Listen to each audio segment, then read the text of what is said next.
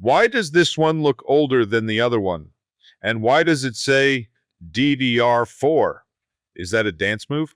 Dad, that's computer memory. Memory? My memory's fine. Not your memory. The computer's. So this little green stick remembers stuff? Sort of.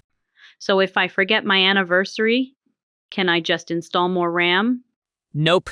You're on your own for that. Okay, smart guy. Start simple. What does this thing actually do? All right. Imagine this garage is your computer. Okay. Your storage? That's like your warehouse. That's where everything is stored long term. Like my Christmas decorations and old tools.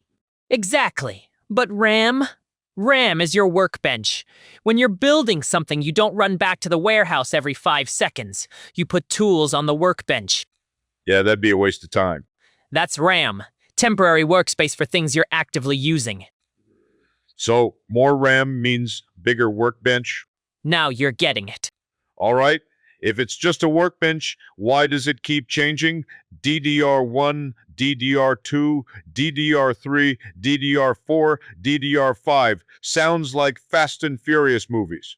Because each generation makes the workbench faster and more efficient. Or more expensive. Also that, DDR1 came out around the early 2000s. Back when flip phones were cool. It was fast for its time, but compared to today, slow. How slow?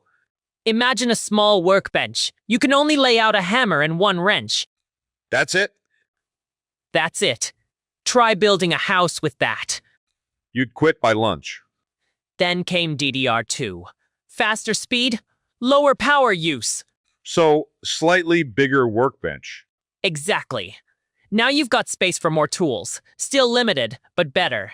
Like upgrading from a folding table to a real bench. Then DDR3. This one lasted a long time. Why? Because it balanced speed and cost. Now imagine your garage is organized. You can build projects without bumping into everything. So this was the sweet spot? Yep, most people use DDR3 for years. Then DDR4, much faster, more bandwidth.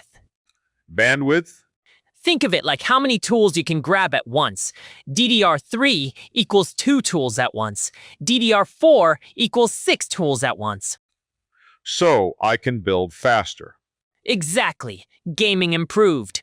Video editing improved. Multitasking improved. So this is when computers stopped freezing every 10 minutes? Pretty much. Now we have DDR5. This one is serious. Higher speed, better efficiency, handles more data at once. Translate that. Okay. Imagine your garage now has a massive workbench, organized tool drawers, multiple people working at once, and everything is labeled. So it's not just bigger. It's smarter. DDR5 can split tasks more efficiently. It's like having 2 smaller workbenches working together. So teamwork. Exactly. But how does RAM actually work? RAM stores data temporarily while the CPU works. When you open a browser, it loads into RAM. When you open a game, it loads into RAM. When you edit a video, it loads into RAM. So when I turn off the computer, RAM forgets everything. like your cousin at Thanksgiving. Exactly. That's why it's called volatile memory. So can I just put DDR5 into my old computer? Nope. Each generation has different physical design, different speed, different voltage. It's like trying to put diesel into a gasoline truck. So it won't even fit. It literally won't fit. So do I need the newest one? Depends. If you game heavily, edit 4K video, use demanding software, yes. If you check email, watch YouTube, pay bills, DDR4 is still great. So more expensive isn't always necessary. Exactly. So RAM isn't magic. It's just workspace. And every new version just makes the workspace faster and smarter. That's it. Why doesn't anyone explain it like that? Because they like sounding smarter than they are. Well, next time someone says DDR5, I'll just ask how big their workbench is. That's my guy. If this helped you understand RAM without the nerd headache, hit subscribe.